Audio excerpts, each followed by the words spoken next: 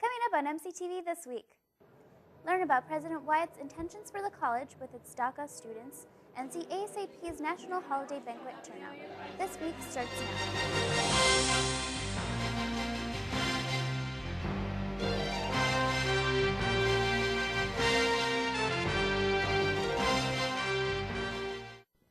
Hello and welcome to MCTV this week. For Jacob Marks, I'm Lily Guillen. President Clarence Wyatt got back to us on why he refused to sign the national letter to President-elect Donald Trump. Over the course of the semester, and especially in the last few weeks after the election, many protests from students and members of the Monmouth College community have sparked in the need for change. Last week, after our newscast, we received a response from President Wyatt about his future intentions for the college. In an email, he said that he is currently drafting his own letter to Trump that demonstrates the, and I quote, commitment to helping all of its students successfully. He said he would be addressing the DACA students specifically and how they contribute positively to the college and society. Wyatt also plans to urge Trump to build policies, and I quote, that support all young people, including DACA students. Wyatt said that the reason he did not want to sign the national letter is because sometimes the signatures can be used for reasons that are not originally intended by the signers. And he will share the letter when it is completed. Professor Timothy Gaster will be holding an immigration inquiry session tomorrow at 3 p.m. in the Weeks House for any DACA students interested in presenting their questions and concerns to President Wyatt. The lights were dimmed and the cafeteria was festively decorated for the annual holiday banquet last Thursday. The cafeteria was packed as students gathered for the banquet where they were served. Members of the faculty and staff waited on the students, handing out appetizers and eggnog. Outside on Dunlap Terrace, trees decorated by student organizations were on display. It is going awesome.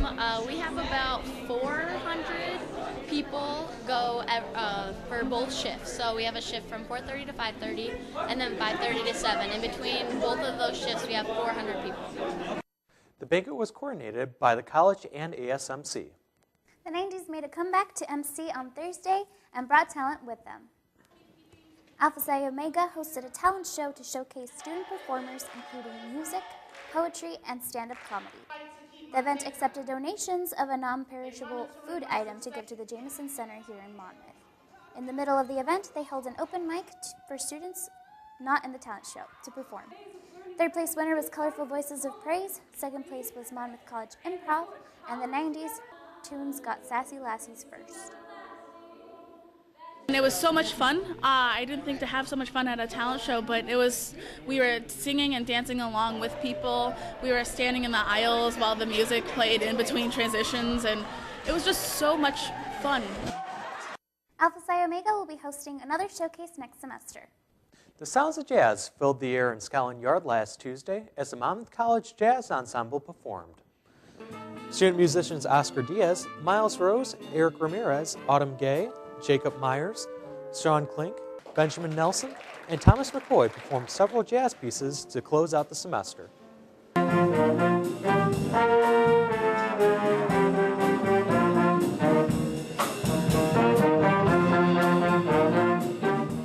This is something that I think just adds nicely to the a full diverse amount diverse styles of music that can be accessed and that students have the opportunity to play as well. The next jazz ensemble performance will take place at the Fat Fish Pub in Galesburg in January. Taking a look at some events on campus this week. The Mortar Board will have their last lecture series today at 5:30 p.m. in the Stockdale Center. MLCCS is presenting the 4 freshmen tomorrow at 7 p.m. in Doll Chapel. And winter break will officially begin at the end of the day next Thursday, and classes will resume on January 16th. Coming up after the break, Fighting Scots women's basketball takes on Ripon College.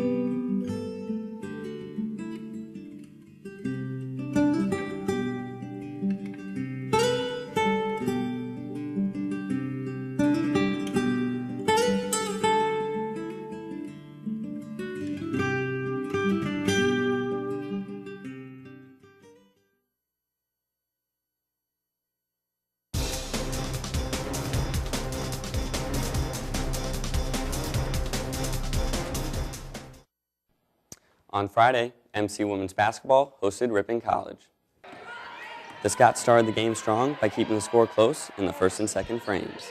Kayla Brotzman would keep the Scots within striking distance as she would make both free throws to bring the Scots within 1 to end the first quarter, 13-14. The Fighting Scots now trailing by 5 when Rebecca Gals would make a three-pointer to pull them within 2.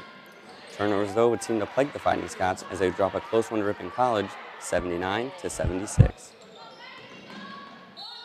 I think it was a good effort at times. You know, we put in a lot of effort on offense and defense. I just think we had like little setbacks on the offense and defense, and turnovers was a big deal. So. The Scots' next game will be against Wisconsin-Platteville at home next Wednesday the 14th at 7 p.m. That's it for sports. Here's the rest of the scores from the week.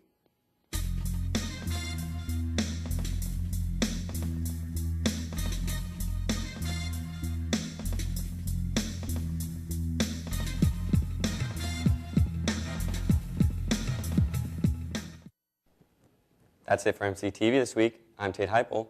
I'm Jacob Marks. Be sure to tune in next semester for another new edition of MCTV This Week. I'm Lily Guillen, and you can also watch us on the web by going to monmouthcollege.edu/MCTV. Happy holidays.